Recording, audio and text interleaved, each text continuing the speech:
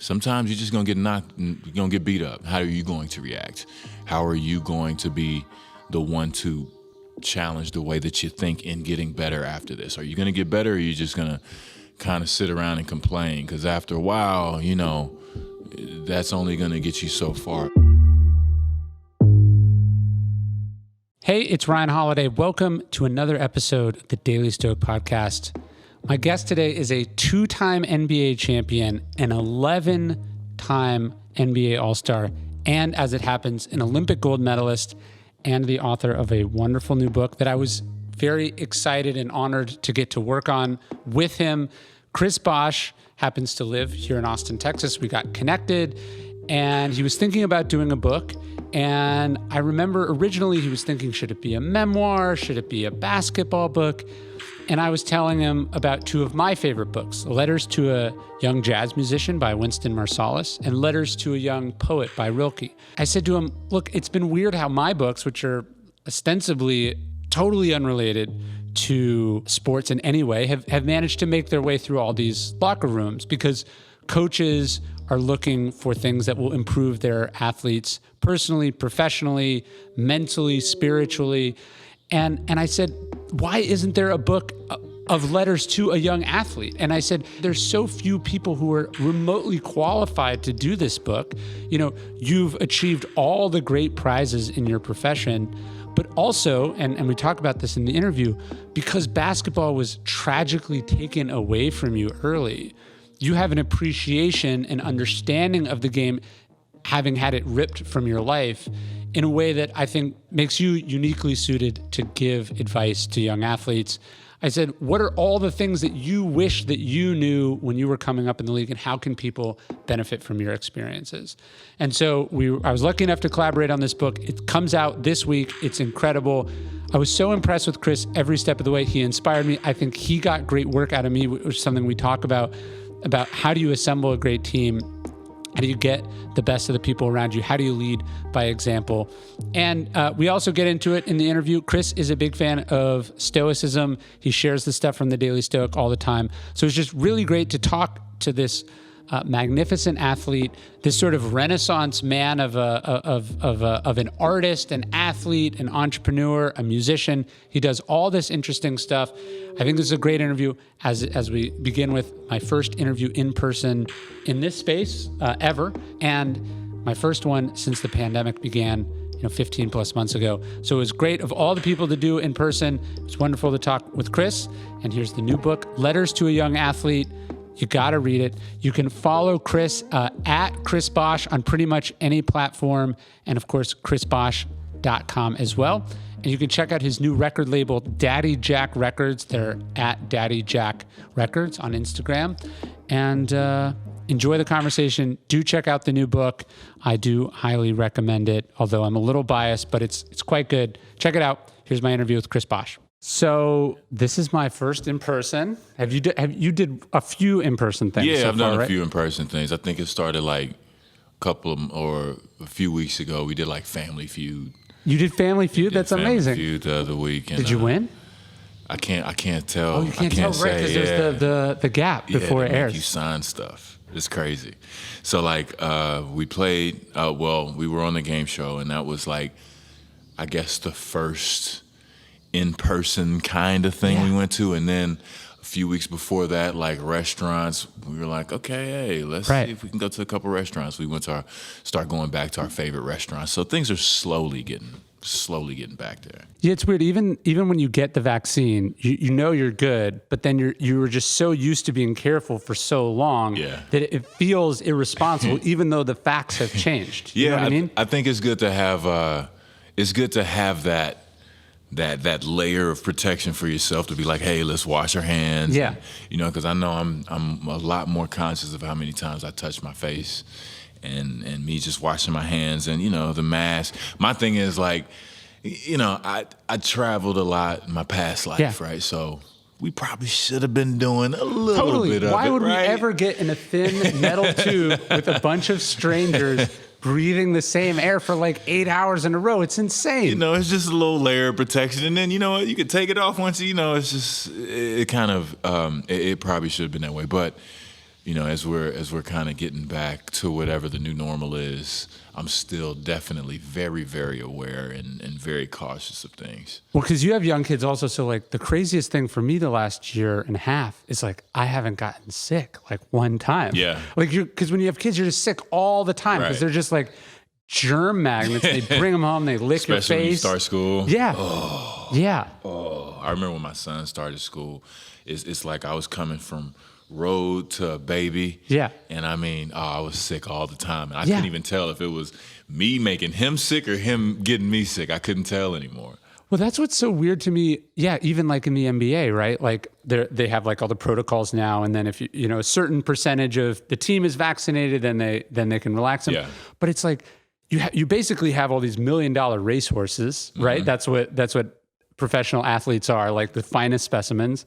And it's kind of crazy that there was no protocols before. Like this Yeah. Yankee coach, Yeah. he came in the office.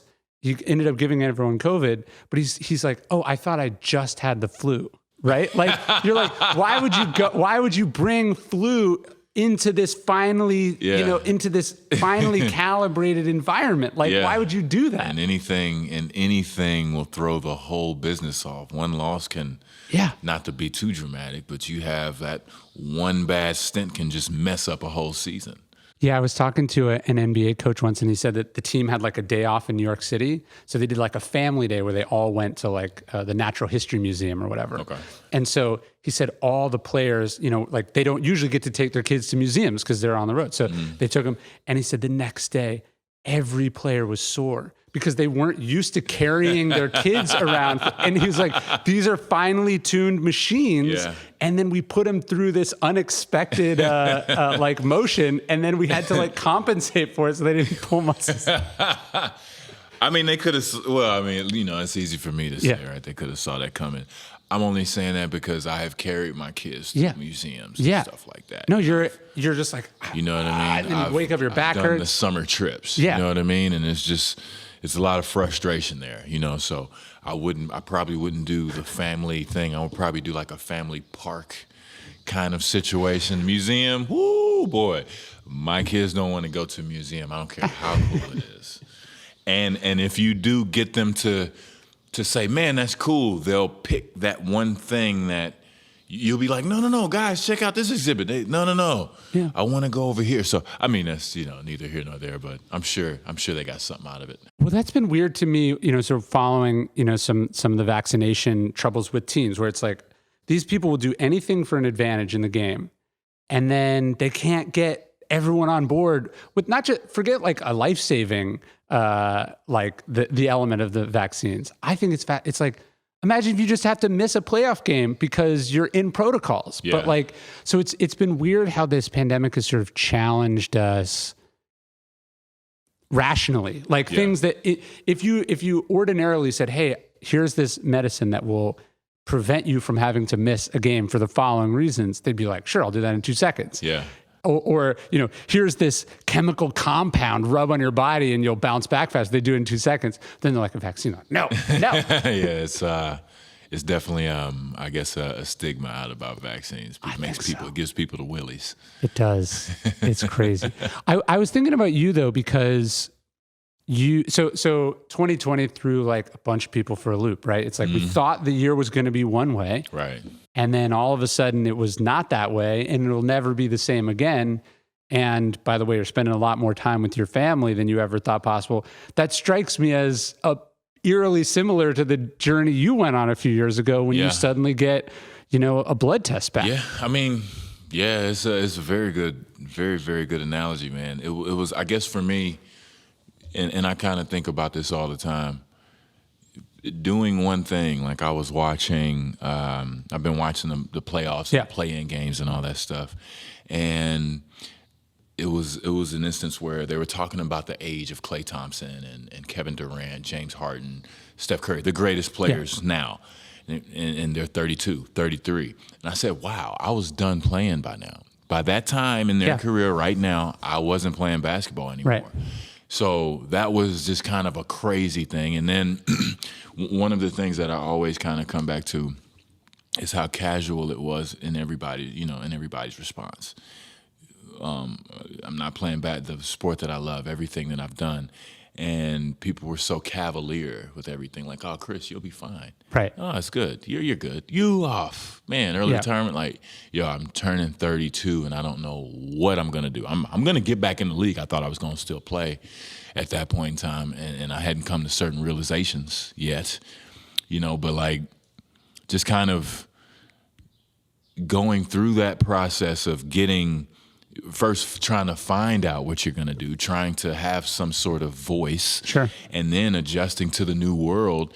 And then I was joking with people like, man, last 3 years have been crazy. It's kind of been a bit of a kick in the nuts for me. Not to put everything on me. We all go through stuff, but I couldn't play anymore. And then, my brand new father again, I've got twins now. And so there's a new adjustment to that in the household. And then I'm not playing anymore. I don't know what I'm going to do. Then, I think I got it. Yeah. Now the pandemic happens. You know what I mean? And it's like, guys, I've been thinking for like 2 years. Oh, man, I've got this idea. I'm telling you, I had bought a whole bunch of equipment. I was going to make like this like a content creation center almost. Yeah. So I bought like a bunch of electronics, like a place where I can create content and some of my friends can, you know, just around the clock. Yeah. Pandemic happens. Yeah. And it's like, oh my goodness. So, in which all of us had to do that, right? But, just kind of going through it, it is very similar in just saying how you're doing one thing and how you're used to it. And then next day, next week, next month is totally different and it's changed. Yeah, there's that expression, man proposes, God disposes. We have our plan, and then life's like, nope. Yeah, it's not how it's going to go. It's a good plan. It would have been a good plan. It's still probably a good plan. I mean, this bookstore, right? This was supposed to open exactly a year ago. And life was like, no, you're going to sit on it for a year. And every single day you're going to wake up and go, was this a huge mistake? Is this ever going to happen? But that's like how it goes. Yeah. It's kind of, it's playoff time. So I start reliving my playoff life. When I was playing basketball, one of the key things that we always said was stay with it. That's one of the things that will separate a good team from a great team. Because when you're a good team, you can win a couple games. It's great. When you're on top, it's great. But great teams, even when it's looking bad, they continue to stay. They stay together. Sure. They stay with their game plan. They stay with it. So you just got to say, hey, you can't be, foolish or anything like that. But if you believe in your plan, if you've been working on your fundamentals, and it's like, no, we've got this is the plan. Let's stay with the plan and keep going. Yeah, the Stoics kind of talk about this like rhythm. Marcus says, when you're jarred by circumstances, which is what happens, you have to come back to the rhythm. Yeah. And I'm sure it's like that in basketball where it's like, you're pretty good from the 3-point line, but you missed 3-4 in a row. Right. Now all of a sudden but that's your shot. Right. But statistically, you're going to miss sometimes, Mm-hmm. And so you have to be able to go, okay, it didn't work for the following reasons, but I'm not going to throw out everything I prepared for. I have to recenter. And as you said, I have to stay with it because that's exactly what my opponent wants. My opponent wants me to be rattled by things not going my way, not getting the calls, me being tired. Yeah, hoping, wishing. I'm applauding. No, you're thinking about something else. You're not thinking about the next evolution. Yeah. You know what I'm saying? That's always the most important thing. Well, I think about trash talk too. Like, why do players talk trash, right? Yeah. It's because they want to get in your head. They want to rattle you. They want to upset you. They're trying to provoke a reaction. And I kind of think like life is kind of trash talking us too. Like life is trying to distract us, upset us, throw us off our game. And you have to be that person who they can just like lock in and tune it out. Yeah. It's funny you say distracting and trash talking. The first thing comes to my mind, not so much about life trash talking me, but like KG, we were just in Springfield talking about it. For the Hall of Fame thing? For the Hall of Fame. And it was this one instance where we were playing each other, and he was an avid trash talker. Yes. And not only do they use it to get in your head, but it's almost like just something thrown out to where if you give it attention, now they're hyped up too. Yeah. Now they're, what are you talking to? Who are you talking to? it kind of starts going, right? Sure. And so I took the bait. This one time, and I had one of not the worst game of my career, but I remember it. That's how bad it was. And he gets into his zone and he pretty much dominates me. And I'm tired. They win the game on a last second shot. I'm embarrassed. I was talking trash and I wasn't in shape because I didn't have a whole it was crazy, man. And I remember just like losing sleep, like having sleepless nights, like, and he got the best of me. He called me a mama's boy, and I lost it. Because, that piece of trash talk, it really gets you if it's true, right? Right. Yeah, that's right. They're throwing a bunch of stuff out there, and if 1% of it's true, that's the only thing you'll hear. But we had a good laugh at it. But, I learned two things. I'm not a trash talker.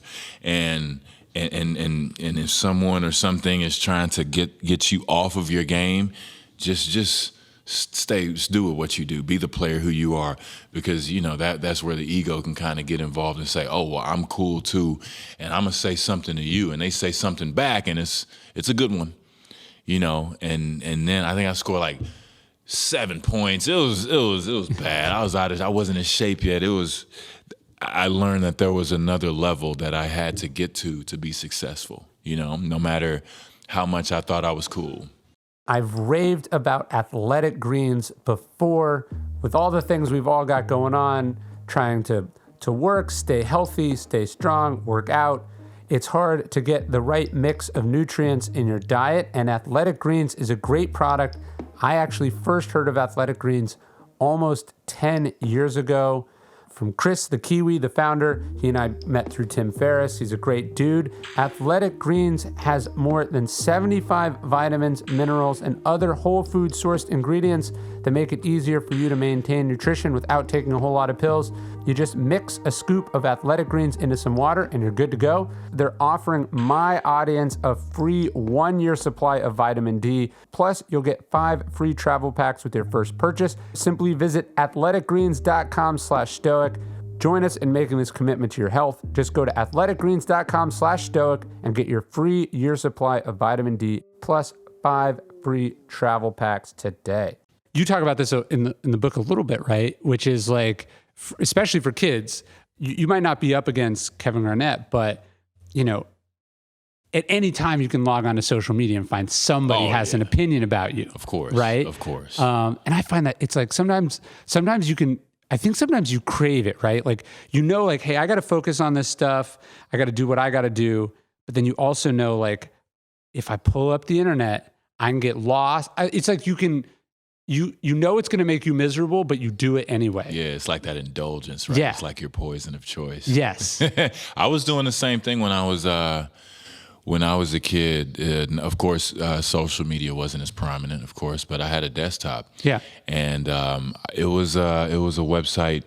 Oh man, Texas Hoops, TexasProspects.com, something along the lines of that. Sure. And I would click on it and I would be in the comments section. Even back then, just reading stuff and people would be talking trash and getting after. But yeah, it's like I had to look at it. I didn't learn until later on in my career. Of course, when it's a kid, it's not threatening, it's fun. But, by the time I got to Miami, in that first year that we got together, that was kind of when it reached its tipping point for me, and I was okay with it. I said, okay, I need to. This is ruining my day. This is the craziest feeling right now. I shouldn't feel like this one day. You know what I mean? And I stopped. I don't think I've ever logged on to social media and then left and been like, I'm so glad I did that. Like I feel better as a person. That's crazy, right? Right. That's crazy. But then we do it anyway. Yeah. I think you have to find that sweet spot, but yeah, you definitely, and I've kind of been very much aware of this too. Just, one of the things I've learned from this pandemic, it was kind of like me watching the news. Yes. It locked me in for a good 5 years, and I was watching it every day. But then, the insurrection happened. Then after, the election, And then, then the insurrection, it was like, man, I can't do this anymore. I can't do it anymore. I have to be more aware of what I'm taking into my brain, because this is crazy. Well, that's even the defense of some of the people who were arrested at the insurrection. Yeah. They're like, what, they're like plea, or their defense is like, you don't understand. They've watched so much news. It's broken their brain. Yeah. And I think that's what it does. Yeah, it breaks your brain. It can. And I mean, think about it. That's just the news aspect. How many levels and layers of information are on social media and on the internet? So, anytime anything I'm consuming, whether I'm watching it, I'm very aware of it. So let's go back to what we were talking about earlier, which is like life throws stuff at you. To me, the definition of Stoicism is that you don't control what happens, you control how you respond. Yeah. And that's what you have to do as an athlete. That's what you have to do as a parent. That's what we had to do last year in the pandemic, which is like, how do I figure out how to make the best of it? Because you can't quit. Nah, quitting is not an option. That's one of the sayings I like to say is that, failure is not trying to me. Not even trying, just saying, whatever excuse you give yourself not to try. Anything you go after, you're gonna take some lumps, you're gonna take some punches, you're gonna get knocked down. And I didn't understand that, at least for me, until losing in Dallas in 2011, which was crazy. It's 10 years ago almost to the date, and I watch Michael Jordan and Kobe Bryant every year. They make it to the finals all the time and they win. Yeah. So when you get to a point where, you think you have some immunity because of whatever accolades you've racked up in the past, or because you're a professional basketball player on this level, when we lost, it really clicked in for me and just said, wow, okay. Because sure, I was dealing with things off the court as a person.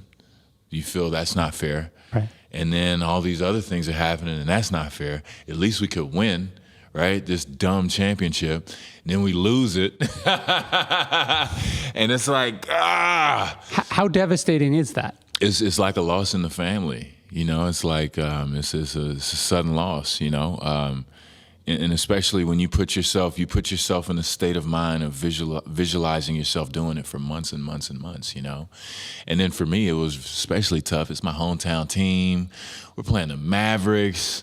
I'm watching my ex-classmates wear Mavericks jerseys and shirts. They didn't watch that stuff. Nobody wore Mavericks stuff back in the day. Now everybody's, rocking the championship gear. It was just, it was devastating, but it made me realize how I understood right away of, Jason Kidd, Dirk Nowitzki, Jason Terry. Those guys went through pain losing back in 2006. Jason Kidd back in 2003, and again in 2004. It's just, or in 2001, 2002. But imagine how devastated Jason Terry would have been, because he got that tattoo. Remember, he got it in advance. Hey, man, hey. But and I learned something from that too. I remember that because I remember looking at it like, oh, who do these guys think they are? Hey, man, you got to get it tatted on you sometimes. It's like failure is not an option. And understanding that, I understood after pretty much just coming up short and kind of having that pie in the face moment. And knowing that I have to rebuild from that and hopefully get back to that level the next year, but accept, whatever consequence comes. Yeah, I was talking to Manu Ginobili, and he was telling me like the pivotal moment for him was going up for that rebound with you. He said, he told me that he should have fouled you, is what he said. Yeah. But he was saying, so he goes up for that, they end up losing the series, and he comes home and he's like, I've never been more unhappy in my life. They had never lost. Yeah. They never lost. And what he was saying though is what struck him was he was like, I'm living my dream. I'm one of the best people in the world at what I do. Mm-hmm. I gave my absolute best. If I'm not having fun, enjoying myself while I'm doing it, like I'm going to regret it forever. So did you come out of losing with a better appreciation for the game and for win? Like, cause you quote Kipling in the book, to treat winning and losing as the same imposters. Were you able to come out of that a little bit closer after the loss? Yeah, for sure. I hate the term losing builds character, but it kind of does. You just don't want to make it a habit. You just don't want to make it a habit. But having those, show me a good loser, and I'll show you a loser. You know what I mean? So just like in that context, you think about the things that you could have done better. You think about maybe that day off where you're like, let me just kind of coast today, or that moment, even if it was just for a minute, that you kind of lost focus in what you do. And that time where you say, man, I should have been having a little more, I should have been enjoying myself a little more, because we lost anyway, you know. Right. At least could have had a good time, you know. There's a fine balance in both. And I think for me, my personal journey with that was just understanding that it could happen to you, understanding that, just because of the level you're at doesn't make you impervious to these things. You're human. Yeah. You're gonna have to go through this process, and sometimes you're just gonna get knocked, you're gonna get beat up. You know, what are you gonna, like you say, how are you going to react? How are you going to be the one to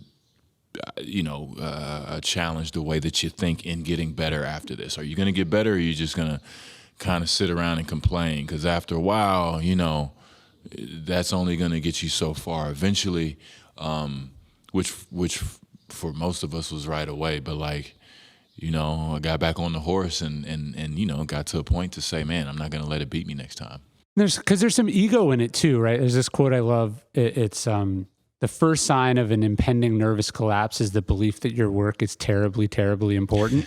And it's like, what you do is important. I care so much about my books. But then, one of the things that's great about having kids is they don't care at all. It's nothing to them. You might as well be an insurance salesman, and it helps put it in perspective, which is that it's important and excellence is important. And as you said, you don't want to make losing a habit. At the same time, if you think that it's a matter of life and death, it's probably actually a bad strategy over the long term. Yeah, you don't want to, fight or flight is there for a reason, right? Yeah. You want to fight or flight. If you're having those feelings and you're not fighting or flighting, I don't understand, and it's, especially if sometimes you can't help it. Yeah. You're going to have your reaction. But if you're putting in, like you say, those life or death situations, I've known people, and I've done that for myself as well. Yeah. It's life or death. This game is, sometimes you use it to kind of psych yourself out. But after a while, you've got to be loose. Yeah. You have to have a flow to things. You just can't be rigid. That was one of the things I learned playing the game too. In losing that series against Dallas, we were just so uptight. Yeah. Oh my gosh, man, just too tight. Nothing was loose. We weren't trusting the work that we had put in up until that point, and we were just kind of beside ourselves a little bit and not concentrating on playing. We were concentrating on mistakes or making it life or death or saying, oh my God, we lost a game. Yeah. Okay, we got to win the next one then. Golf is a good metaphor, I think, in that, the harder you try, the worse you are at it.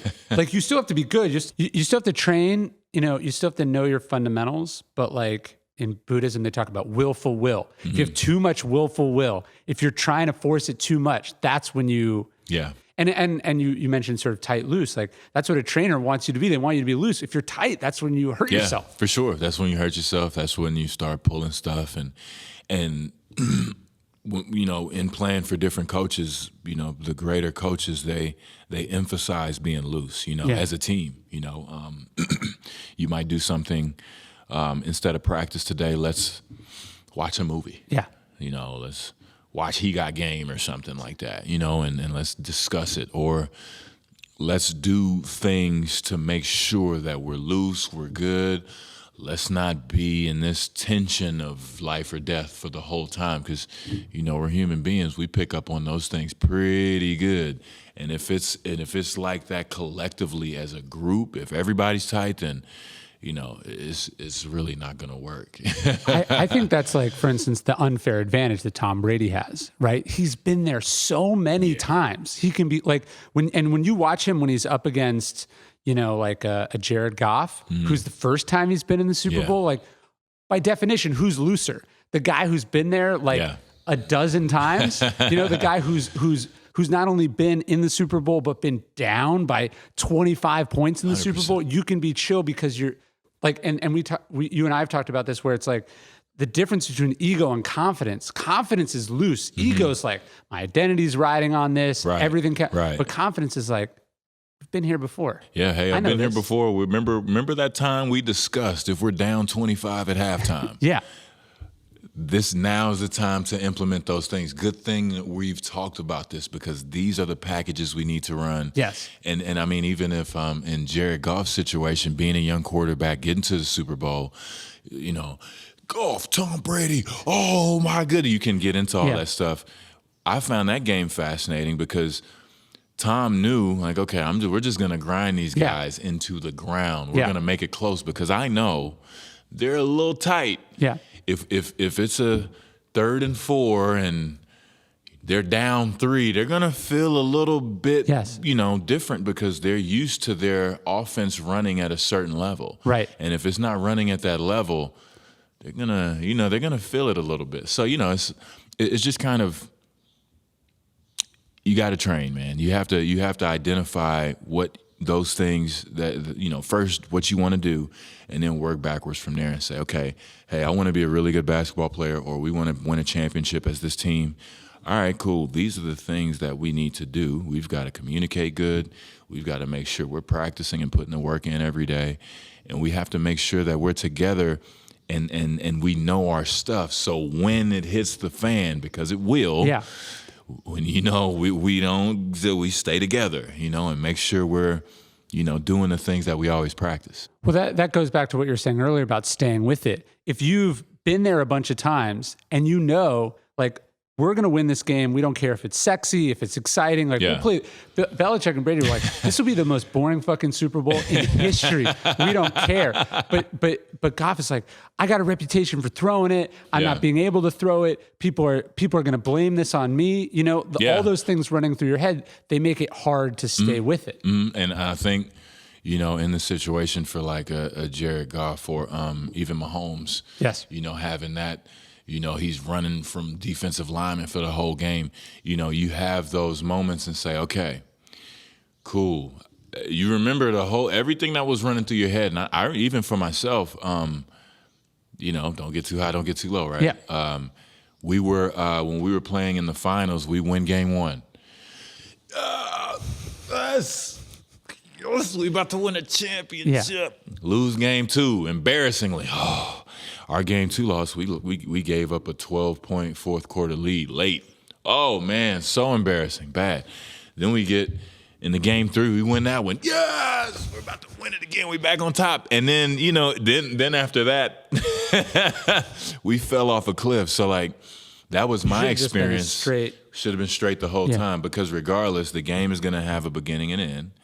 You're going to have to go through the motions of this game. But like, that helped us when we played the Spurs, because it's just like one of those things. You flinch for a minute, you lose, so you have to kind of go through the process each game, good, bad, and different, and regardless, you try to do better the next time around. We have a chapter in the book about leadership, and I think people think leadership is, Tom Brady must have gone in the fourth quarter of that game, they're down 28-3, and given the most exciting speech in the history of sports. Like, he's Churchill, like, we're going to fight the Nazis on the beaches. That's what you expect. But I think actually leadership is like, Tom's not rattled. Imagine, like, Chris doesn't seem to think we're in any trouble. Right. And that, especially for the younger people on the team, to be able to look to the leadership and go, these guys, think we still have a chance. That's what leadership is. Like, Yeah. they say calm is contagious. For sure. So is hope. So is confidence. All those things are contagious.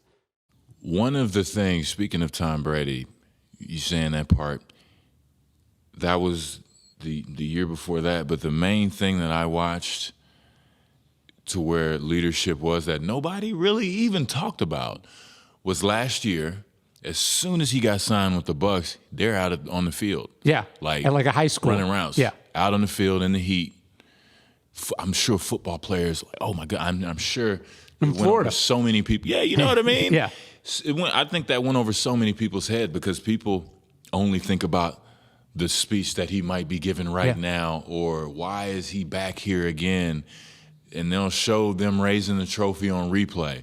I only remember it being in the moment, them running the routes. Those are the highlights they need to show, because there's a reason why they're cool, calm, and collected, because they've gone over and over and over and over. And then, so when you're in these situations and you're a leader, you're looking to them. Well, first, I've put the work in with this person, so I feel comfortable.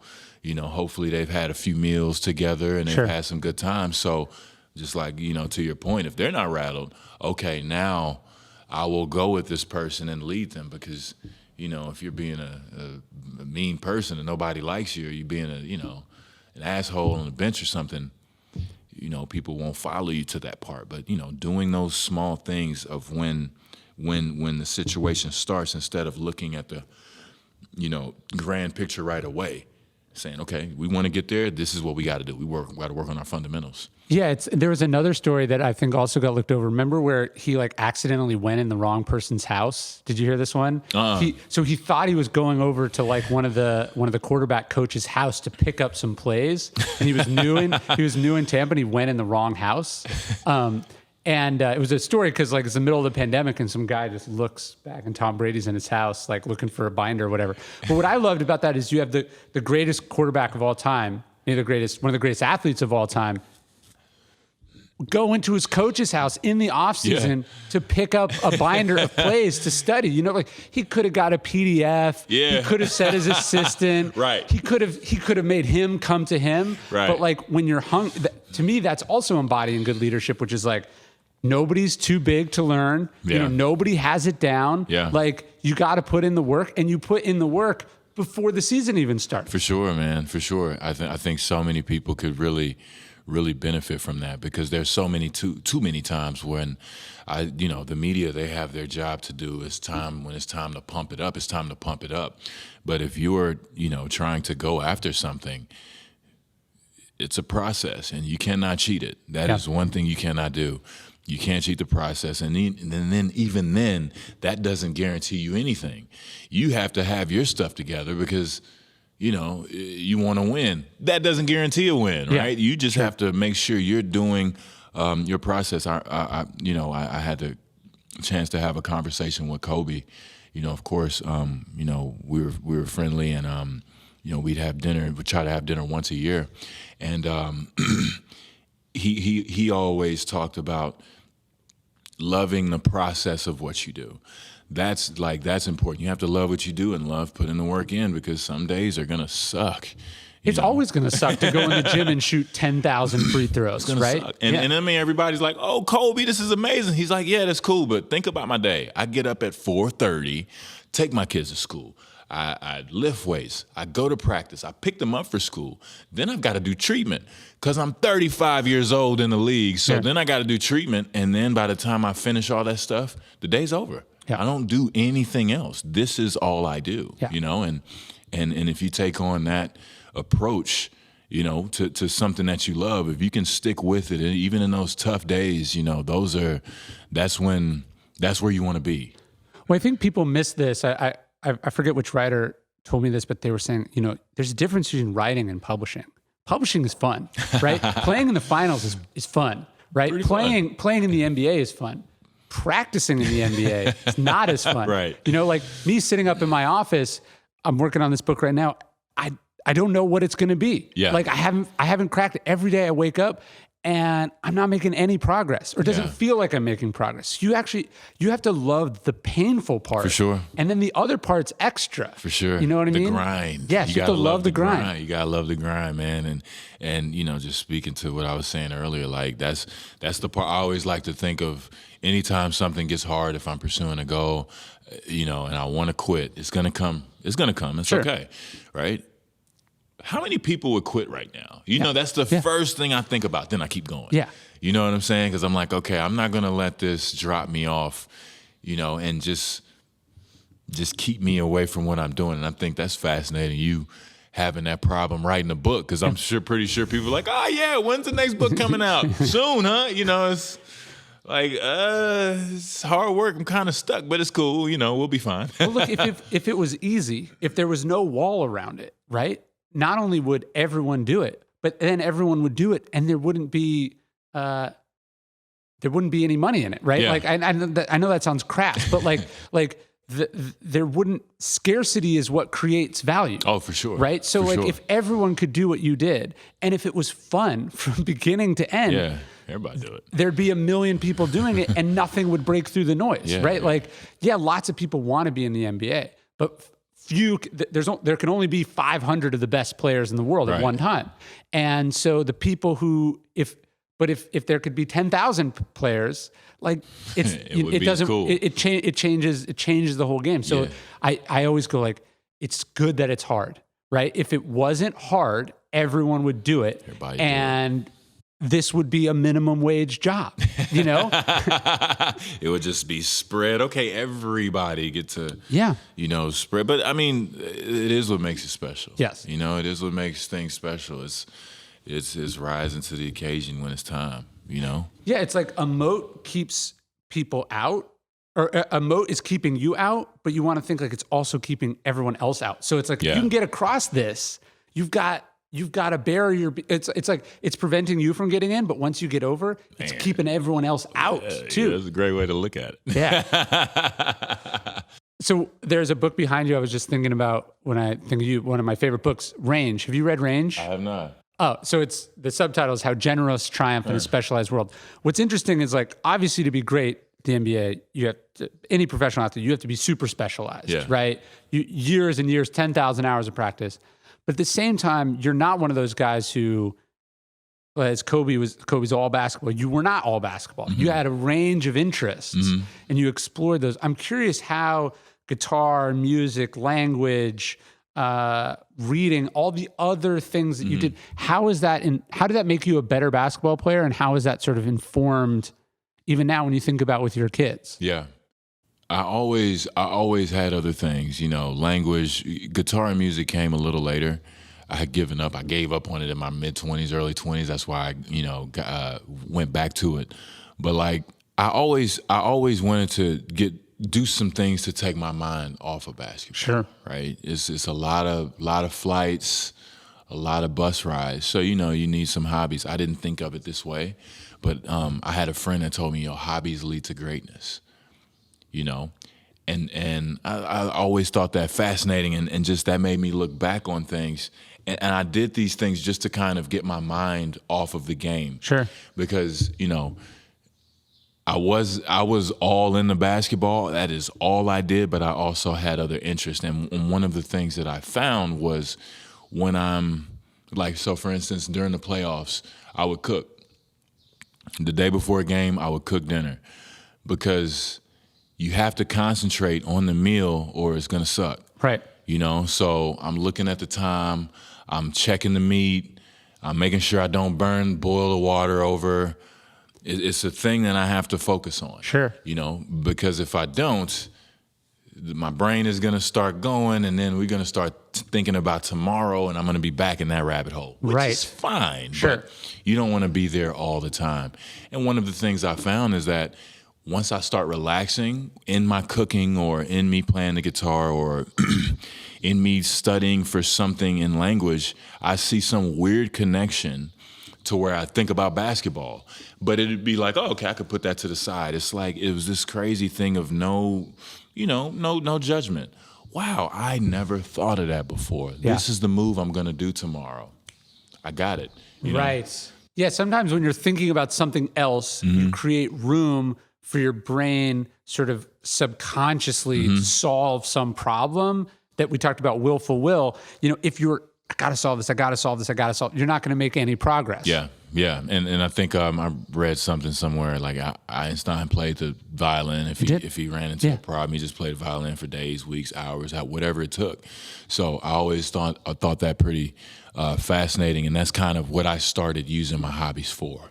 Because the grind will grind you down if you don't have anything to refresh. All the way down, and you can stay in it, and you can, I was working with this, with a video game team in the Overwatch League, and it's these Korean kids, living in LA, competing, and they weren't doing too good. They're supposed to be the best team in the world, and they weren't doing too good.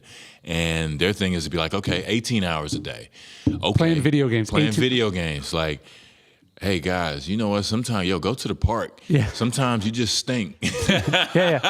Sure. I've been there plenty of times. Sometimes you just need to go in there and be like, yeah, get out of here. Go for a walk.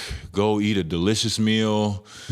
Go do something else. Get out of here. There is, a lot of something to take from just taking time off. That is, you do need time to repair your brain and your body to be able to compete at maximum level. I bet that made you more resilient when the game went away too, because so many people, their whole life they're a whatever, then they retire and then they're like, who am I? Right. You at least knew you had other things you like to do. Yeah, and it was still tough. Yeah. I couldn't imagine like not having anything to go through a whole career and say, well, I didn't do anything like anything else. I mean, I didn't watch TV. I didn't do anything, and as difficult as it was, I did some writing and I did, music, and I, learned a couple languages, and I was just always open to, going on vacations with my wife. She be on me as soon as the season ended. She'd be like, hey, come on, let's go. Because she knows she only got me for a month. Right. So, I mean, we would, take the kids and we'd be in Europe and, take those vacations and really just take in other cultures and stuff like that. And then even after that, even after me losing my career in basketball, it was still difficult, but I had something to say, okay, well, let's go watch a film or let's go on vacation. I could, luckily I could afford one, but like, you just get, it's these avenues. You don't know what's down them, but sure, I'm going to go down and see what's here. It makes me feel good. Yeah. I asked Doug Christie, who's one of my heroes growing up as a basketball player. I asked him what I should ask you. And he said, because he knows you're sort of an intellectual guy. You're always trying to learn stuff. He was saying, "What is there anything that you've learned since you stopped playing that you wish you knew while you were playing?" I would say like getting more into the body and treatment and stuff like that. Really? Yeah. You have a chapter about that in the book. Yeah, like how much you have to invest in taking care of yourself. I wish I would have done a little more. Really? Yeah, a little more. I mean, I was into it quite a bit because being around LeBron and Dwayne, seeing the level that they were at, I said, okay, I got to get to this level. And I was getting better and better, and I was getting older. Yeah. And so you get more into the technology. I wish I would have just taken a little bit of time to, even back then, just take, the hour, 2 hours a week, just squeeze it in there. Yeah. And I would definitely like learn more about money. Oh, interesting. I would just the fundamentals, just take the time, 1 hour every other week, nothing crazy, but just have someone walk me through these things so that I can understand it. Cause you can, you kind of get to a point where it's like, yeah, I'm under a mountain and I don't know what's going on. Well, I can relate to both those things. Obviously for an athlete, like your tools are your body, right? But like, I'll find this like every once in a while, I'll be like I like to write in Sharpie, right? And like, Sharpies they get dull, and like I'll just be using this Sharpie, and I'll be like, why am I using this old Sharpie? Like a Sharpie is, like it's weird. We know businesses are supposed to invest in themselves, right? They take the profits, they put it into R&D tools, they hire great people. But then when it comes to us, especially if you work for yourself, you're like, okay, this is the best, physical therapist in the world. They cost $200,000 a year or something. Yeah. Like that sounds insane. Yeah. But like if it had given you a year more of playing, that would have been the greatest investment you could have ever made. Right. If this Sharpie, if because it's not working, I don't write something down that ends up being a chapter in my book, like you can't, it's hard to calculate what stuff's worth, but like you can end up cheaping out on things that are where you should be investing the most time and money. You know what I mean? And I mean, that's a hell of a thought. Like, and young athletes, they're coming from a position where you know nothing to then you're casting the spotlight. And, I guess that's just life. Yeah. How could you know? Now you're a Fortune 500 company. Now you got to run it. Yeah. Don't mess up. Yeah. And don't go broke. Yeah. That doesn't even make any sense. The kid's 18. Yeah. And then there's this narrative of saying, oh, well, athlete's going broke. Like, there's no tools that we're given. You don't even go to a workshop. You're just like, all right, cool. You're working now, and this is what you do.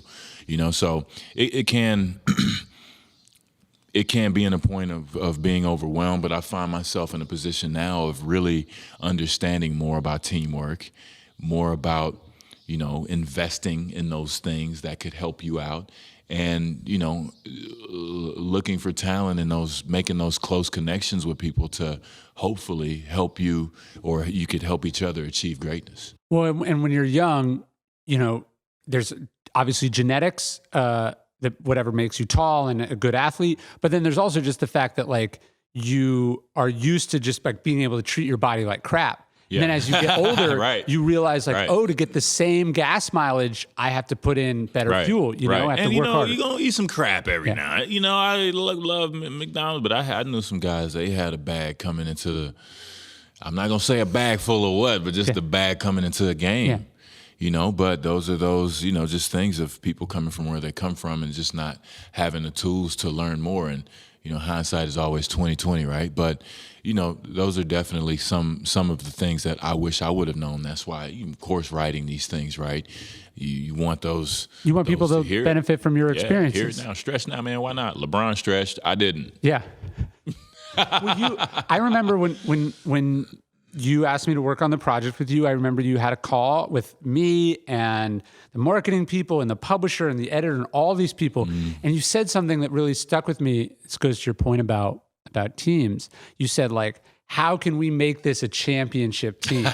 and it struck me that like, because I don't think about what I do as a team sport because it's usually not. Yeah. But you coming from a team sport, you realize the team's not just the four other guys on the court with you, but then the people on the bench and the trainers and the person who books the flights and popcorn man. Yeah. Shoot the lady at the parking. Everybody. Yeah. Well, actually, I remember I went to a game once and I was going up in the elevator and I saw that the elevator guy had a ring, like a championship ring. And they were like, they gave everyone in the building a ring. Yeah. But I got to imagine you understand better than most that success is a team effort. Yeah. And you got to figure out who you want on your bus to get where you're trying to go. Man, that is one of the main lessons I learned after I was done. So, in this mode of reinvention and rediscovery and finding out who I am as a person, that's what I tell, if we have any retired athletes watching this, you have to learn who you are. I'm still learning, of course, but sure. It's a lifelong journey. Yeah, it's, you try to go into things, that's a time for focus, concentration, like, okay, what, what's in here? I'm sorry, I forgot the question. I just wanted to say team that sport. part. You were saying that you forgot. So like after coming right out of that and in my self-discovery, I try to do some things, or we try to do some things in the house, and it's just hard.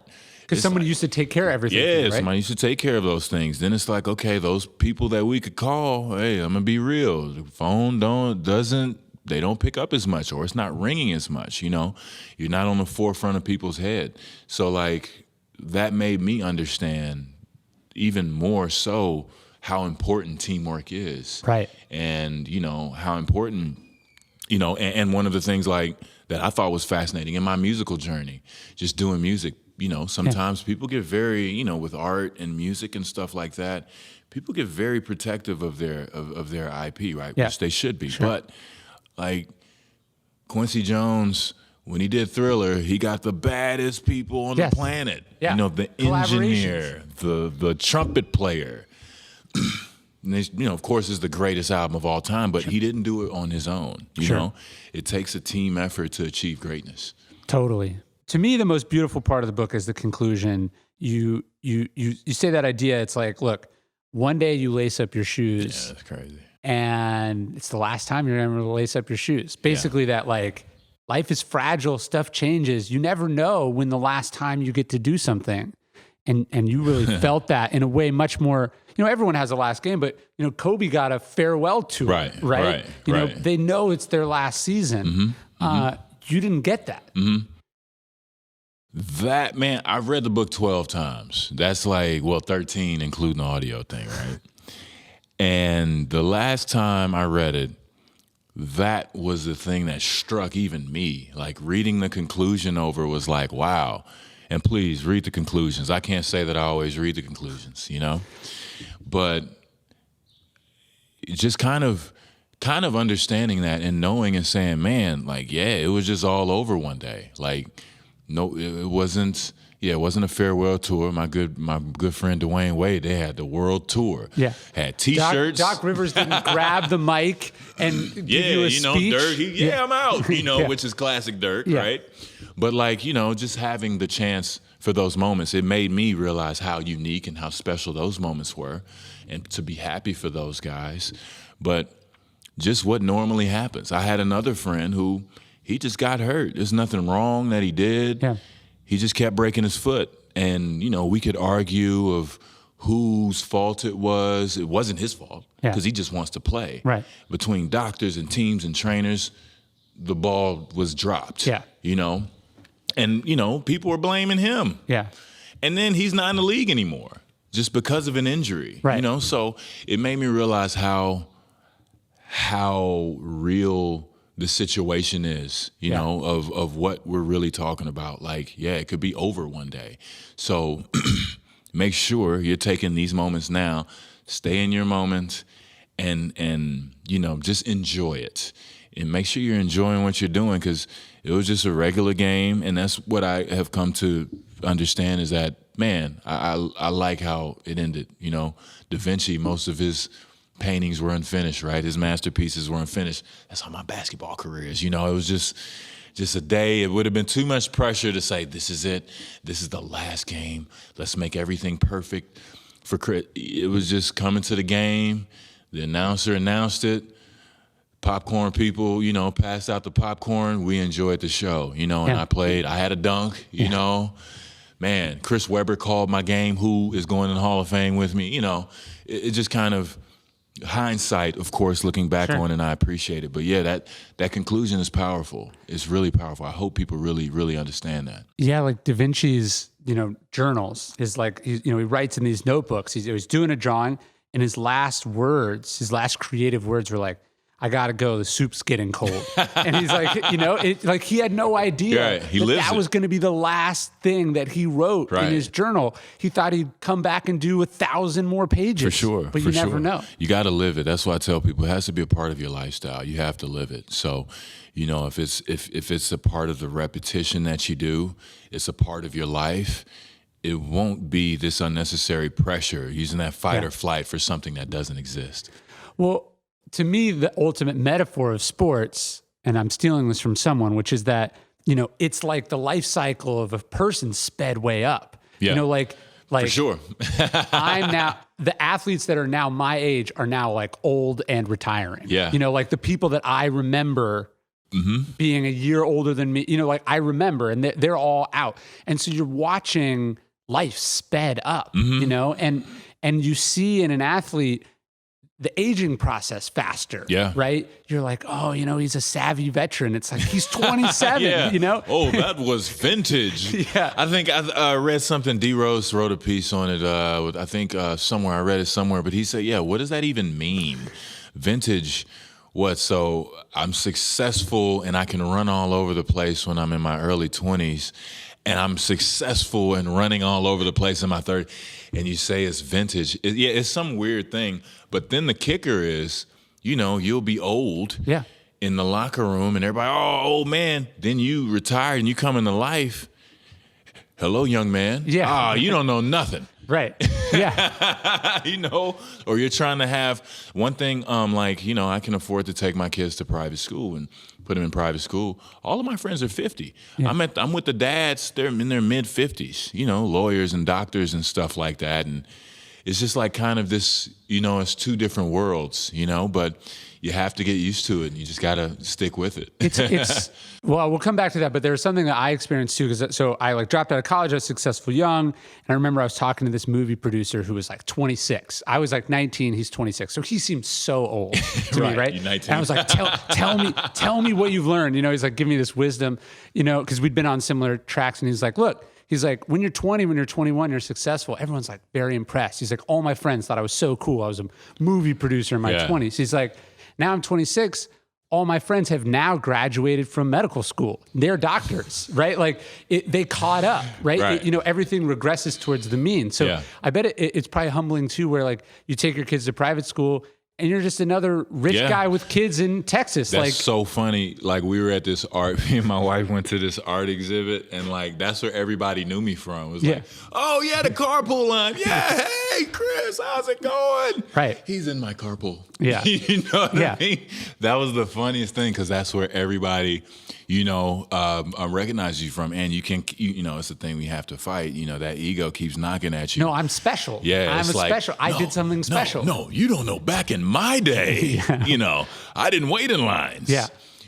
It was so funny. And what was interesting for me, I was not immune to these emotions. Yeah.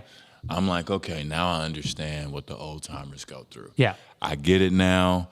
Let me make sure I'm humble in all of these things that I'm going through, and make sure that I understand that it's a phase and we'll work through it. I'm going to stick with it, and I'm not going to let it get to me too much, because the feelings and emotions, like you'll watch the game, they're not that good. Like, dude, where did that come from? Oh my goodness, listen to myself, Well, one of the most powerful parts of meditations to me is Mark Aurelius he just starts naming names. He's like Vespasian, Octavian, Hadrian. He's naming the emperors. And you probably, like of the three I just named, you probably heard of like one of them. Right. That was like the most powerful person in the world. Right. And he was like, even then, like, there's only like 3 emperors behind him. Yeah. They're gone. Nobody remembers. Yeah. And so, you get inducted to the Hall of Fame.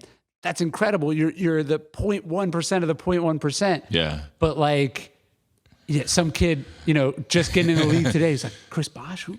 He was okay. Yeah, if he's heard of you at all. Right. Like I try to think about, I read a lot of old books. You'll get some old book and you'll be like, that you never heard of, and you're like, winner of the Pulitzer Prize. And you're like, what? This one, I've never even heard of it. Crazy. And it came out in 1997. Yeah. And think of what if that person was just just banging their head against the wall to get that prize. Yeah. And this will justify me and everybody's going to know me. How crazy is that? 25 years later, they're irrelevant. So if you think, if your intention of being good at what you do, you talk about finding your why in the book. Mm-hmm. If your intention is to be the most famous, the greatest in the world, you might get it, but it will be unsatisfying because it's not going to give you what you think you want. Mm-hmm. Marcus in Meditations, he says, Alexander the Great and his mule driver, they're both buried in the same ground. Yeah. The guys that you beat out for roster spots in high school, college, pros, you are now both have something in common, which is that you don't play basketball anymore. Man, I was speaking with a friend of mine. He was a guy that we had him at a few of the Heat camps, and he was in that tough spot of G League, overseas, maybe a few games in the league. Somebody gets hurt. Man, that's a tough schedule, man. Right. And he's in a position where he's, thinking about retirement. Yeah. And it's like, wow, he called me up and it's like, wow, isn't this crazy? We're just, in the same spot. I can hear the kids in the background, It's the great equalizer. Yeah, we're trying to figure things out. And it's like, wow, how many, I'm just glad I was a nice guy back then and, cool to talk to, because damn, what if, it's good to like, and now that I'm done playing, it's interesting because like I walk in the room, people, hey man, how's it going? It's cool to see people smile, because it could be the opposite. Sure. And for him to reach out and say, yo, I'm going through this, I'm going through that. It's like, wow, this is crazy. How about this? We're retired guys now. And man, my buddy's I have a friend, he's getting married in October. Yeah. It's like, wow, and I'm gonna be in his wedding and we're just, doing the things, Well, it's like who was runner up for the MVP 3 years ago? Or who was Ronald Reagan's vice president? Right. Like, it gets equalized real fast in not that long of a time. Yeah, it's very short, man. I mean, it's very short. And I mean, I get to, I'm lucky enough to get to live over and over in that tape loop of an NBA champion. Sure. Which is great. But I knowing that, what we're talking about, I've, moved on to other things, and I still love breaking the game down, talking about it. But when I look at it, it's a moment in time, and it's in the past. Now, they're showing KD and Kyrie, and it's a new big three, man. Yeah.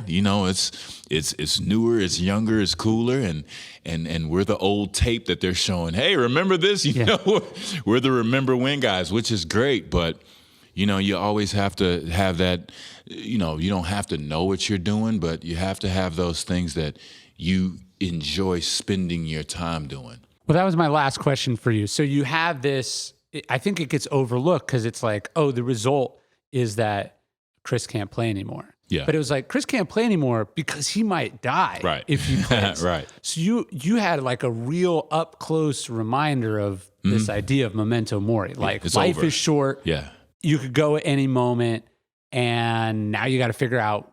Yeah. You still have this gift of time, but you don't know how long you're here for. Me and my wife, she's challenged me. Being a basketball player, having schedules, which you have to have a schedule, I believe, and do all these things. But she's given a challenge to me which I've accepted months ago, was to be more present, stay in the moment a lot more. Sure. Even if I'm, at my desk writing or making voice memos or, trying to produce some music or get emails out or read these things that I need to read. Sure. When it's time to go with the kids, I put it up and it's time to go with the kids. Right. If I'm walking back to the office and I see my wife sitting by the pool and, she's answering some emails too. Hey, babe, let's come out and have lunch. Right.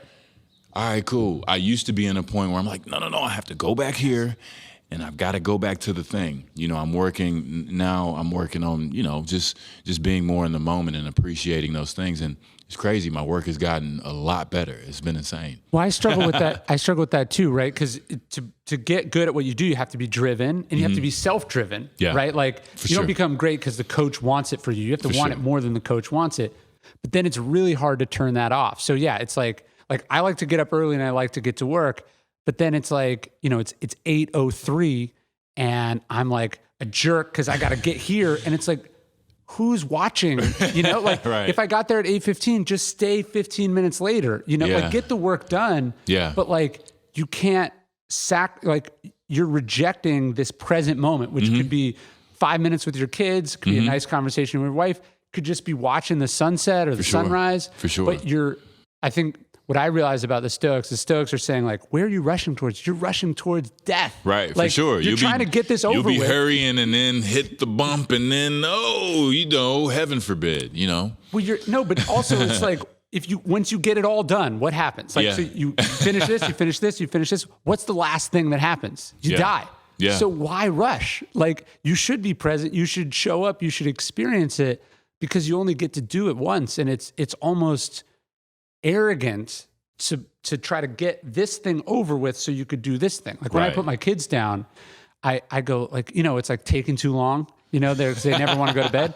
I'm like, what am I going to do? Right. What am I going to do when you go to bed? Right? Like answer email, watch TV, snack, stuff, like nothing. I'm not going to do anything that's more important than this thing. Yeah. And I kind of have that same mentality, where we've learned to coexist in the house, A lot of the times. You don't have to travel 42 nights a year. Yeah, you know, so I'm going to have my child coming in while I'm trying to do my work and say, Dad, come here. You got to see this. Dad, let me show you something. Yeah. Let me show you something. And I'm going to have to walk across the yard because they want me to show me something. And it used to be stick, like, man. oh, no, Yeah. you know what I mean? No. But now it's like, all right, cool. Yeah, come on. But just having that moment for them to say, wow, they don't care about all that stuff. What is important to them is that, hey, Dad came with me to look at my stick. Yeah. Look at my pet rock, Dad. Like, oh, it's crazy, bro. You know, it's just, but having those moments and staying present with that, you know, it's definitely given me more of an appreciation for things and how they happen. Yeah. Because this definitely is a great metaphor of that conclusion of saying, okay, man, you know, man, and, you know, and I've had my peers, a few of them gone. Yeah. You know, so let me make sure I'm enjoying today. Let me make sure if I'm working on something, I'm working on something I want to work on. Yeah. You know, and I'm not being a mean person. And even if it's a rough day, man, come on, kids, let's go for some ice cream or something, or go for a walk or something. But just to do something or be open to the flow taking you somewhere else. That was one of the most beautiful things I read in an article about Kobe. A couple days before he died, some reporter was like, hey, I want to interview you for this like 20-year anniversary, some big ESPN piece. Mm-hmm. And they texted him, he just texted back, nah, I got my girls. Yeah. You know, like, and he didn't know that he only had them for 3 more days. Right. But like, and how long could that interview have taken? 10 minutes, 15 minutes? But that's matter. everything. Yeah, that's matter. everything. Because he knows, like, I'm going to get in Mamba mode and I'll be over here. No. My girls, and, you know, my kids are very much the same as well. They're like, hey, Dad, what are you doing? Another interview. You know, they want to watch cartoons or, you know, we have garden and bees now and stuff. You raising bees? Yeah, we got some bees, man. They want to go see those things. They want to, you know, get their hands dirty and have experiences and activities. And it's, you know, through that, I've gotten to live through them and with them and say, wow, oh man, look at all this stuff. It's so cool just to smell the dirt and the air and stuff. You know, that's a great thing to be present for. Thanks, man. Appreciate it, man. Check out the Thanks book. It's very good.